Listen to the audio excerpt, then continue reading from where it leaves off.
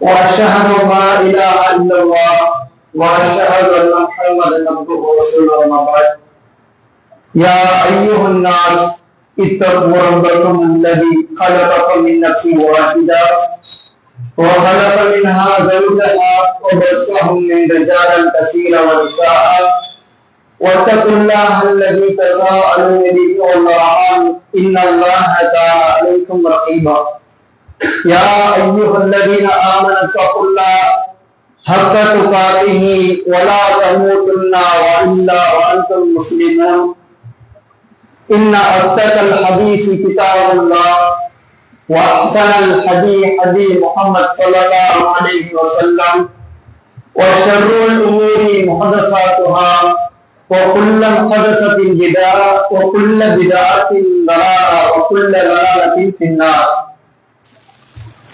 رب اشرح لي صدري ويسر لي أمري واحلل عقدة من لساني يفقهوا قولي ربي زدني علما اللهم صل على محمد وعلى آل محمد كما صليت على إبراهيم وعلى آل إبراهيم إنك حميد مجيد اللهم بارك على محمد وعلى آل محمد كما باركت على إبراهيم وعلى آل إبراهيم إنك حميد مجيد கண்ணியமிக்க அல்லாஹ்வின் நல்லடியார்களே, நம்மை படைத்து பரிபாலிக்கின்ற அல்லாஹ்வை துதித்தவராக நம் உயிரினும் மேலான கண்மணி நாயகம் ஸல்லல்லாஹு அலைஹி வஸல்லம் அவர்களின் மீதும் அவர்கள் குடும்பத்தார் மீதும் சஹாபாக்கள், தாபீன்கள், தபூ தாபீன்கள், ஏனைய நல் இமாமார்கள், குறிப்பாக இந்த ஜும்மா என்கின்ற வணக்கத்திற்காக வந்து அமர்ந்திருக்கிற உங்கள் மீதும் உங்கள் குடும்பத்தார் மீதும் என் மீதும் என்னுடைய குடும்பத்தார் மீதும் வல்ல ரஹ்மானுடைய சாந்தியும் சமாதானம் அன்பும் அருளும் நம்முடைய மரணம் தொண்டைக்குழி அடையும் வரை நிலவட்டும் என்று பிரார்த்தித்தவனாக என்னுடைய உரையை துவங்குகிறேன். கண்ணியமிக்க அல்லாஹ்வின் நல்லடியார்களே, நாம் எல்லா முஸ்லிம்களாக இருந்து கொண்டிருக்கிறோம். மிகப்பெரிய பாக்கியம் என்று சொன்னால் எந்த சந்தேகமும் கிடையாது. ஆனால் முஸ்லிமாக இருக்க வேண்டும் என்று சொன்னால் அதனுடைய அடிப்படை என்ன என்று சொன்னால் நம்பிக்கைக்குண்டான ஒரு விஷயமாக இருக்கிறது. அது என்ன நம்பிக்கைக்குண்டான விஷயம்? மற்ற மனிதர்கள் இருக்கிறார்கள், நாமும் மனிதர்களாக இருந்து கொண்டிருக்கிறோம். அவர்களும் சில கடவுள்களை நம்புகிறார்கள், நாமும் நம்புகிறோம். ஆனால் நம்பிக்கை என்பது வேறுபடுகிறது. எப்படிப்பட்ட நம்பிக்கை தெரியுமா?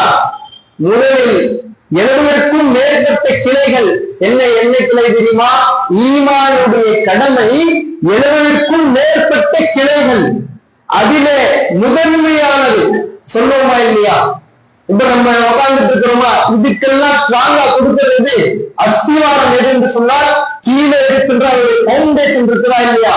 இதுக்கெல்லாம் மிக பலமாக இருக்கின்ற 70க்கும் மேற்பட்ட கிளைகளில் மிகவும் முதன்மையான எது என்று சொன்னால் 6 ஈமானுடைய கடமைகள் என்று சொல்லப்படும். அதிலே ஒன்றுதான் அல்லாஹ்வை நம்ப வேண்டும். ஆமன்து பில்லாஹ், அல்லாஹ்வை நம்ப வேண்டும். இரண்டாவதாக அந்த ரப்புல் ஆலமீன் படைத்த ஒரு படைத்தலும் இருக்கிறார்கள், அவர்கள் மலாயிகத்திஹி, தூதர்களை நம்ப வேண்டும். வானவர்கள் என்று ஒரு படைப்பை இறைவன் படைத்திருக்கிறான், அந்த வானவர்களை நம்ப வேண்டும். மூன்றாவதாக மனிதர்களிலேயே சிறந்த மனிதர்களை இறைவன் தூதராக தேர்ந்தெடுத்திருக்கிறான். நபிமார்களை நம்ப வேண்டும். அந்த நபிமார்கள் பின்பற்றுவதற்கும் அந்த நபிமார்கள் மக்களுக்கு எடுத்து போதிப்பதற்காக ஒரு வேதத்தை கொடுத்தால் அந்த வேதத்தை நம்ப வேண்டும். அதனடுத்ததாக பார்த்தீங்க என்று சொன்னா மறுமை நாள் நம்ப வேண்டும். மறுமை நாளாச்சா அல்லாஹ்வை நம்ப வேண்டும், வானவர்களை நம்ப வேண்டும், தூதர்களை நம்ப வேண்டும், வேதத்தை நம்ப வேண்டும். இப்ப 4 விஷயமாச்சா? அதனடுத்தது வாக்கிரி, மறுமை நாள் என்று இருப்பதாக நம்ப வேண்டும். 5 ஆறாவதாக பார்த்தீங்கன்னு சொன்னா எனக்கு ஏற்படக்கூடிய நன்மையாக இருந்தாலும் சரிதான், எனக்கு ஏற்படக்கூடிய தீமையாக இருந்தாலும் சரிதான், எனக்கு ஏற்படக்கூடிய நஷ்டமாக இருந்தாலும் சரிதான், எனக்கு ஏற்பட ஏற்படக்கூடிய லாபமாக இருந்தாலும் சரிதான், எனக்கு ஏற்படக்கூடிய ஒரு திறமாக இருந்தாலும் சரிதான், எனக்கு ஏற்படக்கூடிய ஒரு இடமாக இருந்தாலும் சரிதான், எதுவாக இருந்தாலும் சரிதான், அது படைத்த இல்லாத இறைவன் புறத்திலிருந்து வருவதாக நம்பினால் அவள் முஸ்லிம். இப்போ எனக்கு ஒரு நன்மை ஏற்படுவதாக இருந்தாலும் சரிதான், அது யாரிடத்திலிருந்து வரணும்? அல்லாஹ்விடத்திலிருந்து வரணும். எனக்கு ஒரு கஷ்டம் ஏற்பட்டுருச்சு, எனக்கு ஒரு துன்பம் ஏற்பட்டு விட்டது, அப்போ அது யார்கிட்ட வந்து நம்பணும் தெரியுமா? அதுவும் படைத்த ரப்பை எனக்கு ஏற்படுத்தியிருக்கிறான் என்று நம்பினால் அவர் முஸ்லிம். இப்ப பாருங்க, இந்த 6 கடமையில ஒன்று ஏற்றுக்கிட்டு ஒண்ணு ஏற்றுக்க மறுத்தான்னு சொன்னா அல்லாஹ் காப்பாற்ற 2 முஸ்லிம் கிடையாது. எப்படி தெரியுமா? நான் அல்லாஹ்வை ஏற்றுக்கொள்ள மாட்டேன், பிறகு விரட்டுகின்ற 5 விஷயத்தை நான் ஏற்றுக்கொள்கிறேன் என்று சொன்னால் அவர் முஸ்லிம் கிடையாது. சரி, ஒரு பேச்சுக்கு அல்லாஹ்வை நான் ஏற்றுக்கொள்கிறேன், வானவர்களை நான் ஏற்றுக்கொள்ள மாட்டேன் அப்படின்னு சொன்னா அப்பவும் ஒரு முஸ்லிம் கிடையாது. சரி, ஒரு பேச்சுக்கு அல்லாஹ்வும் ஏற்றுக்கிறேன், வானவரையும் ஏற்றுக்கிறேன், நபியை ஏற்றுக்க மாட்டேன்னு சொன்னாலும் முஸ்லிம் கிடையாது.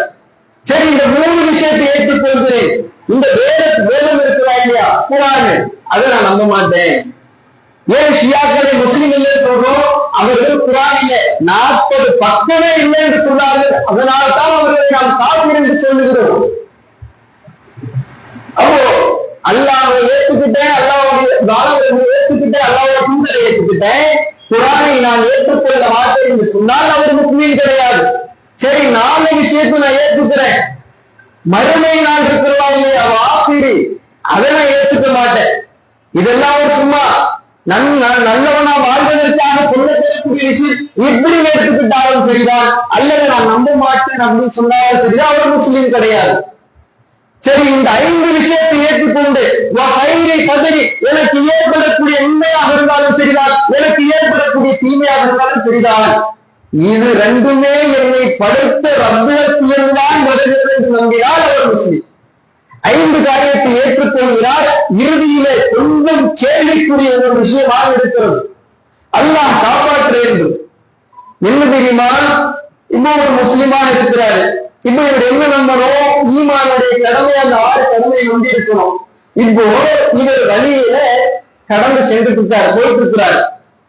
இப்போ இதே மனிதர் என்ன பண்றாருன்னா, வீட்டுல ஃப்ரிட்ஜ் திறக்கிறாரு, இல்ல வீட்டுல காய்கறி வாங்கிட்டு வராங்க, எலுமிச்சம்பழம் இருக்குது, பார்க்கிறாரு, எந்த ஒரு பதட்டமோ எந்த மாதிரியான பீதியும் அடையல. இப்ப பாருங்க, இதே மனிதர் எந்த எலுமிச்சம்பழத்தை வீட்டில் பார்த்தாரோ அந்த காய்கறியில எடுத்துட்டு அந்த மார்க்கெட் ஜாமானத்துல இருக்குது, பார்க்கிறாரு, யதார்த்தமா அது என்ன செய்யணுமோ அது செய்யறாரு, அவருக்கு தெரியுது. ஆனா இதே மனிதர் ஒரு சாலையில் கடந்து செல்லுகின்ற பொழுது, அதாவது அதே எலுமிச்சம்பழத்தை ஏதாவது ஒரு கலர் வண்ணத்தின் பூசியோ அல்லது ஏதாவது மைய தடவியோ ஏதாவது இருந்ததுன்னு சொன்னா அதை தடுப்பாரா? தடுக்கக்கூடியவர்கள் இருக்கிறார்களா? அல்லாஹ்வின் புறத்திலிருந்துதான் எனக்கு நன்மையும் தீமையும் வரும் என்று சொல்லக்கூடிய ஒரு முஸ்லிம் இதை நம்பலாமா? அந்த இருக்கின்ற ஒரு வளமளா அந்த முழங்காவை சுத்தி போட்டிருந்தாங்கன்னா அதை தடுக்கக்கூடிய மக்கள் இன்றைக்கு எல்லாரும் இருந்து கொண்டிருக்கிறார்களா?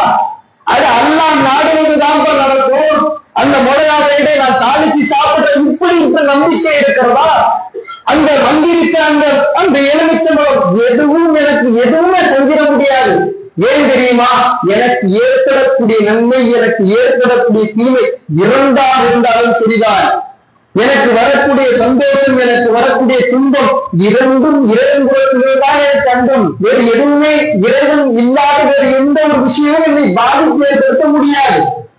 ஏற்பட்ட பாதிப்பும் நீக்கவும் முடியாது. அப்ப ஒரு முஸ்லிமுடைய நம்பிக்கை எப்படியாக இருக்க வேண்டும்? அப்ப இவர் அல்லாஹ்வை நம்புறாரு, நோன்பு நோக்கிறாரு, தொழுகிறாரு, அத்தனை காரியத்தையும் செய்கிறார். ஆனா இவருடைய ஈமான் எப்படி ஆயிடுச்சுன்னு சொன்னா, இது மக்கள் மத்தியில பெரும்பான்மையாக பார்த்து ஒரு அதாவது சுத்தி போட்ட அந்த ஒரு பொருத்தம் என்று சொல்லுவார்கள், அது ஒண்ணுமே அதனால ஒரு பாதிப்பும் ஏற்படக்கூடியதே இல்லை. அதை பார்த்து அதை கடப்பதற்கு பயப்படுகிறார். ஏன், என்ன காரணம் அப்படின்னு சொன்னா, ஏதாவது ஆயிடுச்சுன்னா அதனால 1/2 மணி நேரம் 1/2 கிலோமீட்டர் தூரமாக வேணும் பரவாயில்ல, சுத்திட்டு போயிருக்கோம். இல்ல வேணாம், ஒரு பூனை குறுக்கா போகணும்னு சொன்னா அதற்காக யோசிக்கிறார், நிற்கிறார். அப்படி இதெல்லாம் சாதாரணமான விஷயம் அல்ல, ஈமானை பாதிக்கக்கூடிய விஷயம். அப்போ அதே மாதிரி பார்த்தீங்கன்னு சொன்னா ஒரு தீமை ஏற்பட்டு விட்டதுன்னு சொன்னால் அதுக்கு என்ன செய்யறாங்க, ஒரு காய்ச்சல், ஒரு உடல்நிலைக்கு சரியில்லை, அப்போ அதுக்கு என்ன பண்ணுவாங்க, சுத்தி போடுவாங்க. அப்ப பாருங்க, நமக்கு ஒரு துன்பம் ஏற்பட்டிருக்கிறது, அந்த துன்பத்திற்கு மருத்துவம் செய்ய வேண்டும். மருத்துவம் செய்த பிறகு அதனால்தான் நல்லாட்டும் சொல்லுவதை கூட இன்றைக்கு யார் விமர்சிக்கிறார்கள் அவர்கள் சொல்லுகிறார்கள், அதுவும் ஒரு இணையத்தில் தான். உண்மைதான். ஏன், இறைவனுடைய நாட்டத்தால் தான் முடிகிறது. மாத்திரை சாப்பிடுவதால் தான் நல்ல ஆகிறது சொன்னால் பிறகு ஏன் ட்ரீட்மெண்ட் எடுக்கக்கூடியவர்கள் மரணிக்கிறார்கள்? அது அல்லாஹ்வுடைய நாட்டம் கொண்டுதான் நடக்கிறது, எந்த சந்தேகமும் கிடையாது. இப்ப பாருங்க, நன்மை தீமை இரண்டும் இறைவன் ஏற்படுகின்ற நம்பிக்கின்ற ஒரு முஸ்லிம் ஒரு எலுமிச்சம்பழத்தை கடப்பதற்கு சிந்தித்தார் என்று சொன்னால் இந்த ஈமான் பலமான ஈமானா பலகீனமான ஈமானா? இவர் இந்த தருணத்தில் மரணித்தார் சொன்னால் சுப்ஹானல்லாஹ், அல்லாஹ் காப்பாற்ற வேண்டும். இன்றைக்கு நாம் இருந்து முஸ்லிம்களாக இருந்து கொண்டிருக்கிறோம் என்று சொன்னால் இருக்கிற இது பேசுறதுக்கு ஒண்ணுமே நமக்கு அருகதை இல்லை. இறைவன் கொடுத்த இந்த நேர்வழி, இதே இறைவன் தான் நமக்கு மரணிக்கின்ற போது முஸ்லிமாக மரணிக்கக்கூடிய பாக்கியத்தை தர வேண்டும். ஏன் தெரியுமா, இன்னைக்கு நம்ம அல்லாஹ்வுக்கு இணை வைக்காமல் இருக்கிறோம் சொல்லி சட்டை தூக்கி விடக்கூடிய இடத்துல நம்ம இல்லை. அபூ தாலிப் அவர்கள் அல்லாஹ்வுடைய தூதருடைய பெரிய தகப்பனார், அவர் இஸ்லாத்திற்காக அல்லாஹ்வுடைய தூதரை காப்பாற்றக்கூடியவராக இருந்தார். ஆனால் அவருடைய மரணம் எப்படியாக இருந்தது, முஸ்லிமாக மரணிக்கல. அதே உமர் ரலியல்லாஹு அவர்கள் நிறைய உதாரணம் இருக்கிறது, புரிந்து கொள்வதற்கு சின்ன சின்ன எக்ஸாம்பிளாக சொல்லுகிறேன். உமர் ரலியல்லாஹு அவர்கள் யார், அல்லாஹ்வுடைய தூதர் அவர்களை வெட்ட வந்தார். அவருடைய மரண தருவாய் எப்படியாக இருந்தது, அது இறைவன் கொடுக்கக்கூடிய ஒரு விஷயம். நாம் பிறரிடத்தில் சொல்லுகின்ற போது மிகவும் அச்சம் கொள்ள வேண்டும். அல்லாஹ்வுக்கு அதிகமாக நாம் நன்றி செலுத்தக்கூடியவராக இருக்க வேண்டும். இப்ப பாருங்க, இந்த நன்மை இந்த தீமை இரண்டுமே இரண்டு வருதுன்னு சொன்னா வீட்டுல ஒரு கஷ்டம் இருந்தா என்ன செய்யறாங்க, எங்கேயாவது ஒரு அஜரத்து கிட்ட போவோம், போய் கேட்போம், என்ன ஆயிடுச்சுன்னு தெரியல, யாராவது சூழ்நிலை வச்சுட்டாரான்னு தெரியல, என்ன நமக்கு புரியல அப்படின்னு சொல்லிட்டு போகிறார்கள் சொன்னால் அப்ப இந்த துன்யாவுடைய வாழ்க்கை எதற்காக என்று அவர் புரிந்து வைத்திருக்கிறார். இந்த வாழ்க்கை இந்த களமானது எதற்காக என்று சொன்னால் உங்களை நாம் சோதிப்பதற்காக. சோதனை களம் தான் இந்த துன்யாவுடைய வாழ்க்கை. அப்ப ஒருவருக்கு சூனியம் வைக்கப்படுவதாக நம்புகிறார். அதிலே புகாரி ஷரீஃப் என்று சொல்லக்கூடிய ஹதீஸ் வருகிறது. எப்படிப்பட்ட வாசகம் தெரியுமா, அல்லாஹ்வுடைய தூதருக்கே சூனியம் செய்வதாக வருகிறது. அதை நம்ப வேண்டும் என்று சொல்லுகிறார்கள். புகாரி ஹதீஸிலே இருக்கிறவரை மறுக்க கூடாது என்று சொல்லுகிறார்கள்.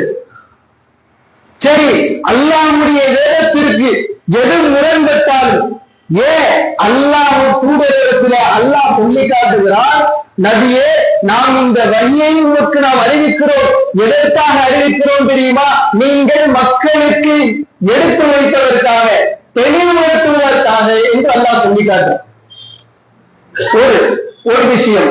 இன்னொரு விஷயம் என்னவென்று சொன்னால், சூனியக்காரன் எப்படியாக வந்தாலும் சரிதான் அல்லாஹ் சொல்லி காட்டுகிறான், வெற்றி பெற மாட்டான் என்று அல்லாஹ் சொல்லி காட்டுகிறார். ஒண்ணு. இன்னொன்று, அல்லாஹ்வின் ஒரு ஹதீஸ் வருகிறது, சூனியத்தை நம்பினால் சொர்க்கத்திற்கு நுழைய மாட்டார் என்பதாக. 110வது வசனத்தை எடுத்து ஆதாரமாக காட்டுகிறார்கள். குர்ஆனுக்கு விளக்கம் யார் கொடுக்க வேண்டும் என்று சொன்னால் அல்லாஹ்வுடைய தூதர் கொடுக்க வேண்டும், வேறு யாரும் கொடுக்க கூடாது. ஏன், அல்லாஹ் அந்த வேதத்தை அதை விளக்குவதுடைய அந்த விளக்கம் இறைவன் இறை தூதருக்கு தான் கொடுத்திருக்கிறார். அவர்களாக ஒரு வேட்பாளத்தை கொடுக்கிறார்கள், முடிச்சுகளை அவுக்கக்கூடிய அப்படின்றால் சொல்லுகிறார்கள். ஆனால் சூரியன் என்பது அப்படி மட்டும்தான் வைக்கிறான் நம்பப்படுகிறதா? ஆடையை வைத்து வைக்கிறாங்கன்னு சொல்லி நம்புறாங்க, பொம்மையை வச்சு குத்துனா அப்படியே நடக்கும் சொல்லி நம்புறாங்க. அப்ப இஸ்லாத்தில ஒரே ஒரு காரியத்திற்கு ஒரு தீர்வு இருந்தது சொன்னால் அத்தனை காரியத்திற்கும் ஒரு தீர்வாக இருக்கும். ஆனா இந்த முடிச்சுகளை ஊட்டக்கூடிய அந்த 110வது என்று வரக்கூடிய வாசகம், அந்த வாசகம் அதற்குண்டான விளக்கமாக இமாம்மார்கள் காட்டுகிறார்கள். அதை மேற்கொண்டு காட்டி இதுதான் அதற்குண்டான விளக்கம் என்று சொல்லுகிறார்கள். ஆனால் அதற்குண்டான விளக்கம் என்னவென்று சொன்னால், அல்லாஹ்வுடைய தூதரவர்களும் இந்த ஆயத்தை ஓடுவார்கள். எப்பொழுது ஓடுவார்கள் தெரியுமா? படுக்கைக்கு செல்லும் பொழுது ஓடுவார்கள். அதற்குண்டான விளக்கு உரை சொல்லப்பட்டிருக்கிறது என்ன தெரியுமா? காலையில் நாம் உறங்கிக் கொண்டிருக்கின்ற பொழுது ஒருவர் ஃபஜ்ர் நேரத்தில் எழும்புகிறார். ஷைத்தான் முடிச்சே போடுகிறான். முடிச்சே போடுறான், நம்ம பார்த்தாலும் தெரியாது. ஷைத்தான் முடிச்சே போடுவான். அந்த முடிச்சு எப்படி அவுழ்க்கப்படுகிறது, அது எப்படியாக நாம் கையாள வேண்டும் என்று அல்லாஹ் சொல்லியிருக்கிறான். அந்த ஃபஜ்ர் நேரத்தில் எந்திரிச்சுட்டாரு சொன்னா ஒரு முடிச்சு அவிழ்க்கப்படுகிறது. இரண்டாவதாக ஒழு செய்கிறார், இரண்டாவதாக முடிச்சு அவிழ்க்கப்படுகிறது. தொழுது நிற்கிறாரா, மூன்றாவது முடிச்சு அவிழ்க்கப்படுகிறது. இவர் ஒரு குழப்பம் இல்லாத ஒரு நாளை அடைந்து கொண்டார். அந்த நாளில் சிறந்த ஒரு மனிதனாக இதோ யார் இந்த அந்தஸ்தை அடைந்து கொள்ளவில்லையோ, ஷைத்தான் 3 முடிச்சே போட்டுருவாரா, எந்திரிக்க மாட்டாரு. ஒரு முடிச்சு அவுக்காது. இரண்டாவது ஒன்று செய்திருக்க மாட்டார். இரண்டாவது முடிச்சு அவுந்திருக்காது. மீண்டும் தக்பீர் கட்டி தொழுகைக்கு நின்றிருக்க மாட்டார். மூன்றாவது முடிச்சு அவுக்கப்படுத்துவாது. அந்த தினத்தில் மிக கெட்ட மனிதராக அவர் கருதப்படுவார். மிக சோம்பலாக அந்த தினத்தை அவர் கடப்பார். அப்ப இந்த வசனத்தை சூனியத்தின் பக்கம் காட்டி, இப்ப பாருங்க, 2 பேர் இருக்கிறாங்க. 2 பேருடைய பேரும் அப்துல்லா. சரியா? இப்போ ஒருவருக்கு ஒரு கஷ்டம் ஏற்பட்டது. அவரு ஒருத்தர்கிட்ட போறாரு. என்ன சொல்றாரு? பாய், உங்களுக்கு சூனியம் வைக்கப்பட்டதாக நம்புறாரு. இன்னொருத்தர் பேரும் அப்துல்லா. அவருக்கு ஒரு கஷ்டம் இறைவன் வந்திருக்கு. இவர் என்ன செய்யல? கைரி கதிரி, நன்மை தீமை இரண்டுமே எனக்கு இறைவன் தான் வந்திருக்குது. அல்லாஹ் எனக்கு இந்த சோதனை ஏற்படுத்தி இருக்கிறான். ஏன் இந்த துனியாவுடைய வாழ்க்கை செல்வ செழிப்பாக வாழ்வதாக சொல்லி காட்டவில்லை. இங்கு சோதனையும் சிறுகாலம் இருக்கும், நல்ல வாழ்க்கையும் சிறிது காலம் இருக்கும். ஆனால் வாழ்வு என்பது மறுமைக்குண்டான வாழ்வுதான். வாழ்க்கை என்பது அது உண்மையான ஒரு வாழ்க்கை என்பது மறுமைதான். இது அர்த்தமானது, அற்பத்திலும் அர்த்தமானது. அப்போ இப்போ ஒருத்தர் 2 பேரும் அப்துல்லா 2 பேரும் நம்புறாங்க. சரியா? ஒருவரை கஷ்டம் ஏற்பட்டுச்சு. வாயில வரக்கூடிய வார்த்தை நேரம் பூனை வச்சு அவன் தெரியலையே, இப்படி ஒரு கஷ்டமா இருக்குது, சண்டை சத்துருவாக இருக்குது அப்படின்னு கருதி ஒருவர்கிட்ட போய் என்ன எனக்கு ஆயிருக்குது அவர் கேட்பாரு, உங்களுக்கு சூனியம் வைக்கப்பட்டிருக்குது. ஏன் அவர் சொல்றாரு? இல்லைன்னு சொன்னா அவருடைய பாக்கிட்டு நிரம்பாது. ஆமாங்க, உங்களுக்கு சூனியம் வைக்கப்பட்டிருக்குது, இந்த திசையில இருந்து இப்படி வருவான், இப்படி வருவான். வாசல்னு சொன்னா ஏதோ ஒரு திசையில இருந்து கண்டிப்பாக வருவான். இப்ப புருஷ முன்னாடி பேசிருக்காங்க, அதோ உங்க அத்தா வந்துட்டால அவதான் வச்சிருக்கா, இதோ உங்க சொந்தக்காரங்க இருந்தாங்கல்ல, இப்ப உறவு முறைக்கக்கூடிய விஷயத்தை நடக்கிறது. இப்ப இப்படி நம்பிட்டாருல்ல, இப்ப இவரு ஈமான் நம்பிய முஸ்லிமாக கருதப்படுவாரா, அல்லது எனக்கு இந்த தீமை ஒரு சூழ்நிலையத்தான் ஏற்படுத்தி இருக்கிறார் என்று சொன்னால் அது ஈமானா? எனக்கு இறைவனிடத்திலிருந்தான் 2ம் ஏற்பட்டிருக்குதுன்னு சொன்னால் அவர் முஸ்லிம். சின்ன வார்த்தை. ஒரு மழை பெய்யுதுங்க, அந்த ஒரே ஒரு மழை தான், அந்த மழை பெய்யுது. அந்த மழையில இறைவன் சொர்க்கத்திற்குண்டான மக்களையும் நரகத்திற்குண்டான மக்களையும் முஸ்லிம்களையும் காபிர்களையும் பிரித்து காட்டினான். எப்படி தெரியுமா? ஒரே சம்பவம் தான், மழை பெய்வது. அதில சில மக்கள் சொன்னார்கள் இது இறைவனுடைய அருள் என்பதாக சொன்னாங்க, இது அல்லாஹ்வுடைய அருள் தான் அப்படின்னு சொன்னாங்க. இன்னும் சில மக்கள் என்ன பண்ணாங்கன்னு சொன்னா, மழை ஏன் பெய்தது தெரியுமா? இந்த நட்சத்திரம் இருக்கிறா இல்லையா, இதுதான் காரணம், மழை பெய்ததுக்கு காரணம் அப்படின்னு சொன்னாங்க. ஒரு சின்ன வார்த்தையான என்ன பெருசா சொல்லிட்டாங்க. மழைக்கு மழை தான் சொன்னாங்க, வேற ஏதாவது சொன்னாங்க. இவங்க என்ன சொன்னாங்க, இந்த நட்சத்திரம் இருக்குதா இல்லையாப்பா, அதுதான் அப்பா காரணம். மழை பெஞ்சது காரணம் என்ன தெரியுமா, வேற எந்த காரணமும் இல்லை, அந்த நட்சத்திரம் தெரிகிறதா இல்லையா, அதுதான் காரணம் என்று சொன்னார்கள். அவர்கள் தான் காப்பீர்கள், அவர்கள் தான் நரகவாசிகள். இன்னொரு சாரார் என்ன சொன்னாங்க, இது அல்லாஹ்வுடைய அருள், அல்லாஹ் இந்த மழையை பொழிய செய்திருக்கிறார், இது அல்லாஹ்வுடைய அருள் சொன்னாங்க. அவர்கள் முஸ்லிம்கள், அவர் சொர்க்கவாசி. அப்போ வாழ்க்கை என்பது ஒரு முறையாகத்தான் இருந்து கொண்டிருக்கிறது. அப்போ இதற்காக நாம் வியாபாரம் செய்கிறோம் என்று சொன்னால், ஒரு பிசினஸ் செய்யறோம்னு சொன்னா எந்த அளவுக்கு நம்ம மெனக்கெட்டு பார்க்கிறோம். ஒருத்தர் பார்ட்னரா சேரலான்னு கேட்கிறாரு, என்னெல்லாம் சிந்தனை ஓடும், நான் இதற்கிட்ட கேட்போம், பாய்வர் நல்லவரா, பரவாயில்லையா, நம்பி கொடுக்கலாமா, இவர்கிட்ட வியாபாரம் செய்யலாமா, செய்யக்கூடாதா, யாரையாவது ஏமாத்தி இருக்கிறாரா, இப்படி எல்லாம் நம்ம கேட்போம். எதனால கேட்போம் தெரியுமா, நம்ம திவாலா போயிடக்கூடாதா இல்லையா, நான் ஏமாறப்படக்கூடாது என்பதற்காக நான் ஆசை கொள்கிறேன். எதுக்காக, ஒரு பேச்சுக்கு அவரை அவன் ஏமாற்றி விட்டான் என்று வைத்துக் கொள்வோம், இவர் எல்லாமே கொடுத்து ஓட்டாண்டியாக மாறிவிட்டார். இறைவன் நாட்டம் இருந்தால் இன்னொரு முறை அவர் இதை விட இழந்ததை விட அதிகமாக சம்பாதித்துக் கொள்வார். ஆனால் மறுமை என்று ஒன்று இருக்கிறதா இல்லையா, அந்த மறுமை என்பது ஒரே ஒரு முறைதான், அந்த மறுமையானது ஒரே ஒரு முறைதான். அதை எதை நாம் கேட்கவோ அது நம்முடைய வாழ்வில் நடைமுறைப்படுத்தக்கூடிய வாக்கியம் வல்லரமான் தந்த வேண்டும் என்ற பிரார்த்தமாக என்னுடைய முதலில் நேரத்தை வாக்குதான் சொன்னது.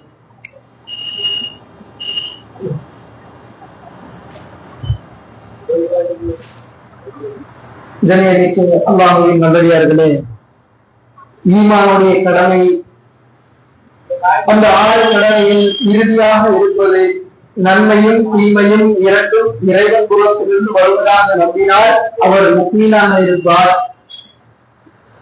அப்படி அல்லாமல் ஒரு எலுமிச்சம்பழம் கிடப்பதற்கோ அல்லது அவருக்கு ஏதாவது உடல்நிலை சரியில்லைன்னு சொன்னா, இந்த சீமாறு இருக்குதா இல்லையா, சீமாறு அந்த குச்சியெல்லாம் உருவிட்டு சுத்தி போடுவாங்க. இப்ப இந்த நம்பிக்கை எப்படி போய்விடுது, இப்போ துன்பம் ஏற்பட்டிருக்கிறது, அந்த துன்பத்தை இந்த சீமாருடைய குச்சி எடுக்க போகிறது.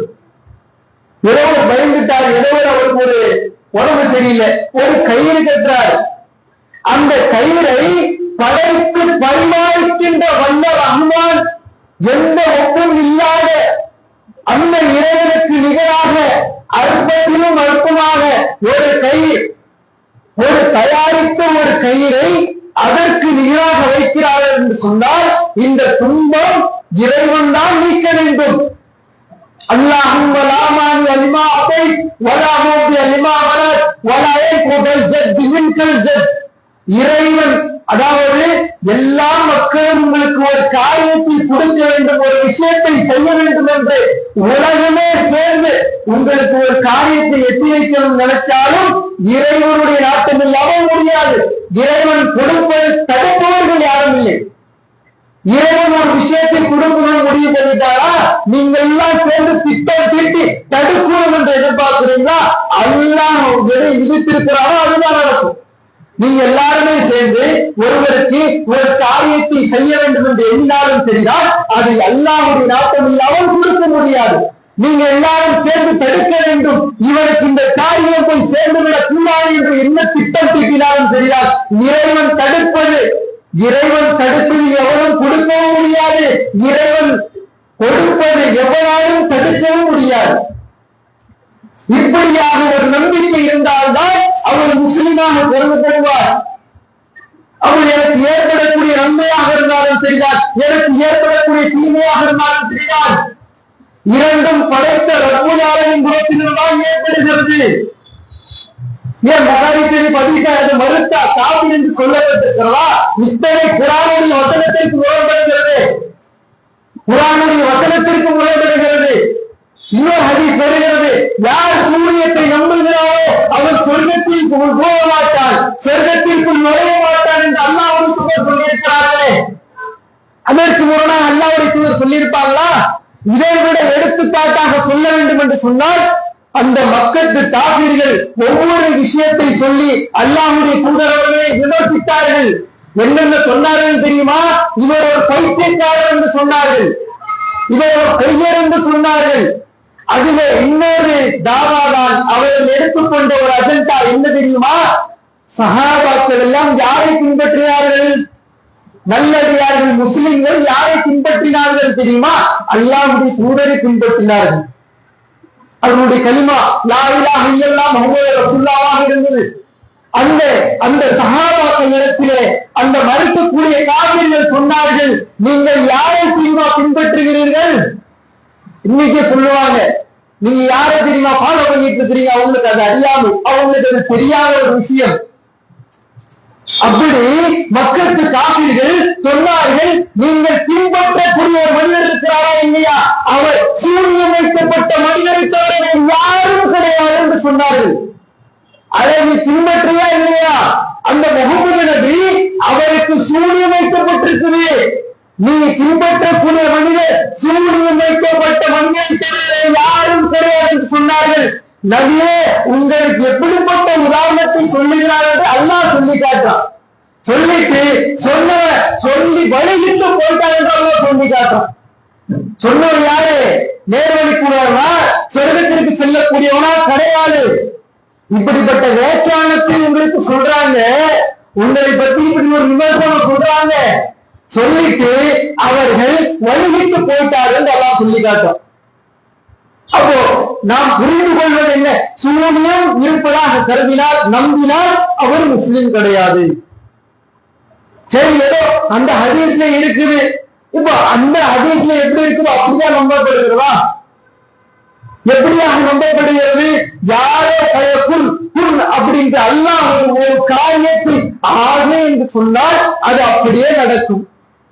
இப்போ இதே நம்பிக்கையை ஒரு சூனியக்காரன், அவன் பல்லு வளர்க்க மாட்டான், ஒரு சுத்தம்னா எதுவுமே கிடையாது, அவனும் பலகீனமான கொள்கையில் இருக்கிறான், அவன் எதை மந்திரமாக ஓடுகிறானோ அதுவும் பலகீனமாக இருக்கிறது.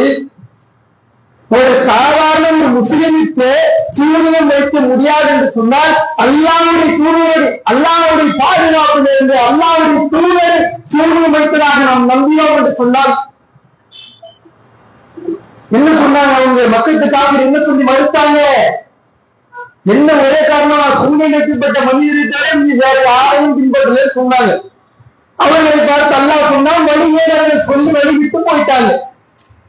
அப்போ அந்த புகாரி ஷரீஃப்ல வருகிறது, ஒரு 3 மாதம் காலம் அல்லாஹ்வுடைய தூதர்களுக்கு சூனியம் வைத்ததாக நம்பக்கூடியது. இது எப்படி அல்லாஹ்வுடைய தூதர் அப்ப 3 மாதம் சொன்ன வழி செய்தி என்ன? அல்லாஹ் இன்னொரு வசனத்தில் சொல்லி காட்டுகிறார், உங்களுடைய தோழர் பைத்தியக்காரரும் அல்ல, உங்களுடைய தோழர் சூனியம் வைக்கப்பட்டவரும் அல்ல. கொஞ்சம் சிந்திச்சு பாருங்க, நமக்கு வாழ்வு என்பது ஒரே ஒரு வாழ்வுதான். இப்படி சொல்லலாம், நமக்கு வழங்கப்பட்டிருக்கிற வாழ்க்கை ஒண்ணுதான், நம்முடைய மரணமும் ஒரு முறைதான். நாம் மரணித்தோம் என்று சொன்னால் மீண்டும் ஒரு வாய்ப்பு கிடையாது. நாம் இந்த உலகத்திலே உலக வியாபாரத்திலே ஏமாறப்பட்டோம் என்று சொன்னால் அது உண்மையான நஷ்டம் கிடையாது. ஆனால் ஒரே ஒரு வாழ்வியல் நமக்கு இருந்து கொண்டிருக்கிறது.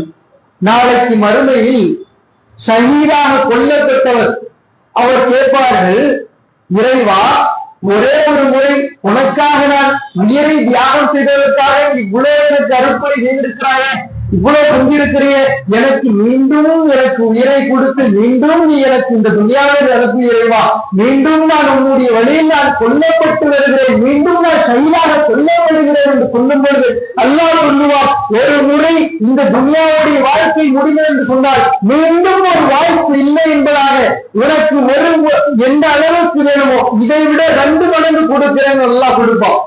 தீயவர்கள் கெட்ட மனிதர்கள் சொல்றார்கள், இறைவா, எனக்கு சிறிய அவகாசத்தை கூட நான் மீண்டும் நல்ல வழியில் உன்னுடைய வழியில் நான் செலவு செய்து விட்ட என்ற தந்தையுடைய எனக்கு ஒரு வாய்ப்பை கூட இறைவாண்டி கேட்பார். இங்க என்ன விஷயம் சொன்னா, நல்லவராக இருந்தாலும் சரி, பாவியாக இருந்தாலும் சரி, ஷஹீதாக இருந்தாலும் சரி, காபிராக மரணித்தவராக இருந்தாலும் சரிதான், ஒரே ஒரு வாய்ப்பு தான், ஒரே ஒரு மரணம் தான், ஒரே ஒரு வாழ்வு தான். இந்த இன்மை வாழ்க்கை என்பது ஒரே ஒரு வாழ்க்கை தான். இந்த வாழ்வில் நாம் எவ்வளவு மெனக்கிட வேண்டுமோ, என்ன பெருசா செஞ்சிட்டோம், ஒரு பிசினஸ் பண்ணணும்னு சொன்னா அவ்வளவு நம்ம மெனக்கிடுறோம். இவ்வளவு பார்க்கிறோம். ஏன் அப்படி சொன்னா நம்ம நஷ்டம் ஆயிடக்கூடாது என்பதாக.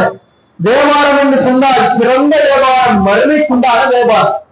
வாழ்வு என்று சொன்னால் மறுமைக்குண்டான வாழ்வு. இன்பம் என்று சொன்னால் மறுமையில் இருக்கக்கூடிய இன்பம். அதற்காக நாம் என்ன மெனக்கெட்டிருக்கிறோம், அப்படி என்ன நாம் கண்ணீர் சிந்தித்தோம். நமக்கு இப்படி சொல்லப்படுகிறது, நாளைக்கு மறுமையில் நம்முடைய நிலைமை எப்படியாக இருக்கும் என்று தெரியலையே. நாம் எத்தனை மாதங்களுக்காக தடுத்திருக்கிறோம், எவ்வளவு வேஸ்ட் பண்ணியிருக்கிறோம், நம்ம என்ன எடுத்து ஆய்வு செஞ்சிருக்கிறோம். அப்படி நமக்கு ஆய்வு செஞ்சும் என்ன நம்மளுடைய மூளைக்கு சிறிய மூளைக்கு எட்டாமல் இருந்து அல்லாஹ்விடத்தில் நாம் மன்றாடி அழுது கேட்டிருக்கிறோமா? இறைவா, உன்னுடைய எது நேரான மார்க்கமோ, எது சொர்க்கத்திற்கு உண்டான மார்க்கமோ அந்த மார்க்கத்தில் நீ நுழைய செய்வாயாக கேட்டிருக்கிறோமா? அப்ப நம்முடைய ஈமான் எப்படி இருக்கிறது? அதுவும் சரிதான் இதுவும் சரிதான் என்று சொன்னால் அத்தீனுல் இஸ்லாம். இஸ்லாம் என்பது அல்லாஹ்வுடைய தீன், அல்லாஹ்வுடைய மார்க்கம். அல்லாஹ்வுடைய தூதருக்கு எதை சொல்லியிருக்கிறாரோ மார்க்கம். மற்றவர்கள் சொல்லக்கூடிய மார்க்கமாக கருதப்படாது. வேறு எது சொன்னாலும் இன்ன அத்தகல் ஹதீஸ் கிதாபுல்லாஹ், சொல்லக்கூடிய சொல்லிலே மிக அழகான சொல் அல்லாஹ்வுடைய வேதம். சொல்லிலே வழிகாட்டுதலே பிராக்டிக்கல் எதுன்னு சொன்னா சிறந்தது அல்லாஹ்வுடைய தூதருடைய வாழ்க்கை. காரியத்திலே மிக மிக கெட்ட காரியம் எது என்று சொன்னால் மார்க்கத்தின் பெயரால் புதிதாக உருவாக்கக்கூடியது. ஒவ்வொரு புதுமையான காரியம் ஒழுங்கேடு, ஒவ்வொரு ஒழுங்கேடும் நரகத்தில் கொண்டு போய் சேர்க்கும் என்றால் அல்லாஹ்வுக்கு ஒவ்வொரு ஜுமாவில் நாம் கேட்டுக் கொண்டிருக்கிறோம். எதை கேட்கிறோமோ அது நம்முடைய வாழ்க்கையில் நடைமுறைப்படுத்தக்கூடிய பாக்கியம், எதை சொல்லுகிறோமோ அது என்னுடைய வாழ்வில் வல்ல ரஹ்மான் தந்தர வேண்டும். நாளைக்கு மறுமையில் சொர்க்கத்திற்கு சொந்தக்காரர்களாக உங்களை மாற்றி அருள வேண்டும் பிரார்த்தித்தவராக என்னுடைய உரை நிறைவு வாக்குதான் அவங்க ரசூலுல்லாஹி அலைஹி வஸல்லம்